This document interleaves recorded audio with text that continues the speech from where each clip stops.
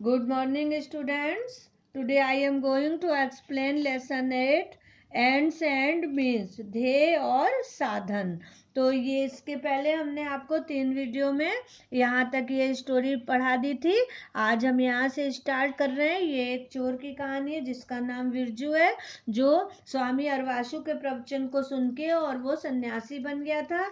लेकिन जब एक रात वो लकड़ी इकट्ठा करने गया तो उसने पाया कि एक औरत जो है वो कुछ तवे में पानी के छींटे मार रही थी और 2 बच्चे फटे पुराने कपड़ों में बैठे थे। जब उसने पूछा तो उन्होंने बताया कि खाने को कुछ भी नहीं है और बच्चों को भ्रम में डाल रही हैं कि खाना बन रहा है। तो वो गया एक दुकान से, उसने ताला तोड़ा और चोरी करके और वो अनाज लाके उस औरत को दे दिया। जब स्वामी अरवासु ने सुना तो वो बहुत ज़्यादा नाराज हुए। बोले किसी भी ध्येय के लिए अगर साधन गलत है मीन्स गलत है, सिन है, एक पाप है, ए सिन इज ए सिन, पाप तो पाप ही है। ऐसा कह के उन्होंने उसको चले जाने को कहा। अब इसके आगे, the next morning when Birju opened his eyes there was a dazzling light in the sky. दूसरे दिन सुबह जब बिरजू ने अपनी आंखें खोली तो आकाश में चकाचौंध कर देने वाला प्रकाश दिखाई दिया। ही लुक्ड अराउंड, उसने चारों ओर देखा। The sage and his followers were getting up, rubbing their eyes.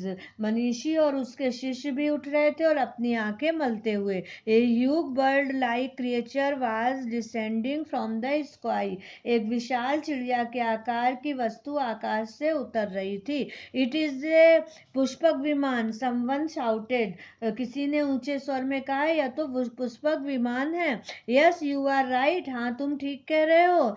I think Lord Indra has sent his messenger to take me to heaven, Swami Arvashu said. मैं सोचता हूँ कि भगवान इंद्र ने मुझे स्वर्ग ले जाने के लिए अपने दूत को भेजा है, स्वामी अरवासु ने कहा। His followers prostrated before him and he raised his hands in benediction.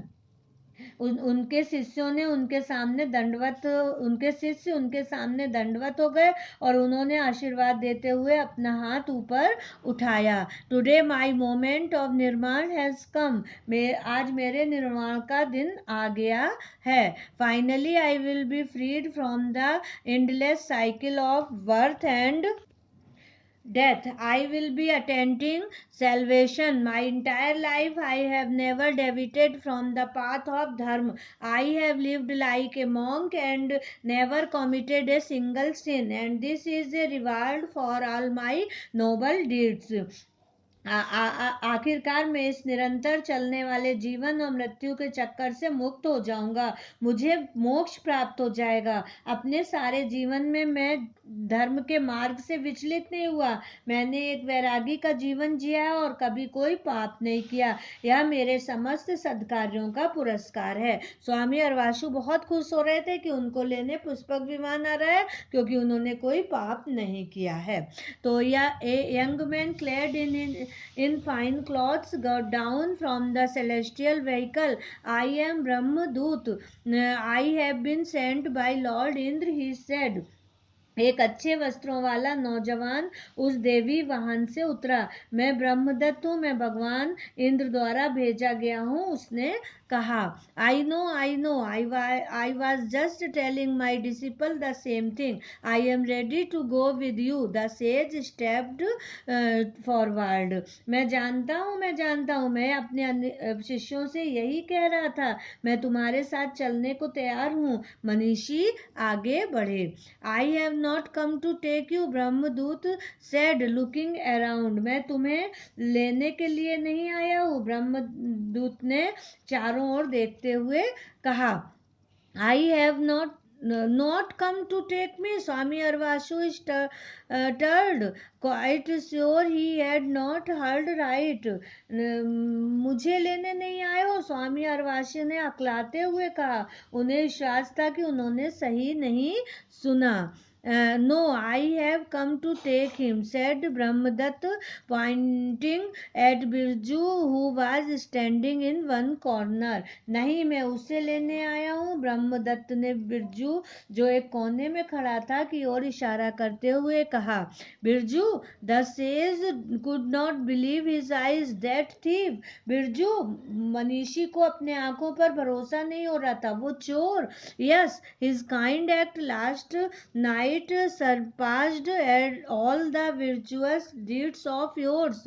If the end is noble, then the means are not all that important. Even though virtue's means were improper, his end was virtuous. हाँ, कल रात के उस अच्छे कार्य ने तुम्हारे सारे धार्मिक कार्यों को उसके अच्छे कार्य ने तुम्हारे सारे धार्मिक कार्यों को मात दे दी है. यदि ध्येय श्रेष्ठ है तो साधन इतना ज्यादा महत्वपूर्ण नहीं होता. हालांकि बिरजू के साधन उचित नहीं थे, किंतु उसका ध्येय नेक था. The sage and disciple stood speechless as Birju followed Brahmadatta into the Pushpaka Vimana. जब बिरजू ब्रह्मदत्त के पीछे पुष्पक विमान में चढ़ रहा था तो मनीषी और उसके सारे शिष्य अवाक खड़े थे. रामेंद्र कुमार ने ये लिखी है. तो इसमें उन्होंने ये दर्शाया गया है कि हमारा अगर ध्येय श्रेष्ठ है तो हमारा साधन इतना ज्यादा महत्वपूर्ण नहीं होता है. हमको अच्छा काम करने के लिए यदि गलत काम से हमारा कोई साधन हो तो हमको उसमें कोई बुराई नहीं है. ये बात इस स्टोरी में बताई गई है. आप लोगों को क्लियर हो गई होगी. ओके.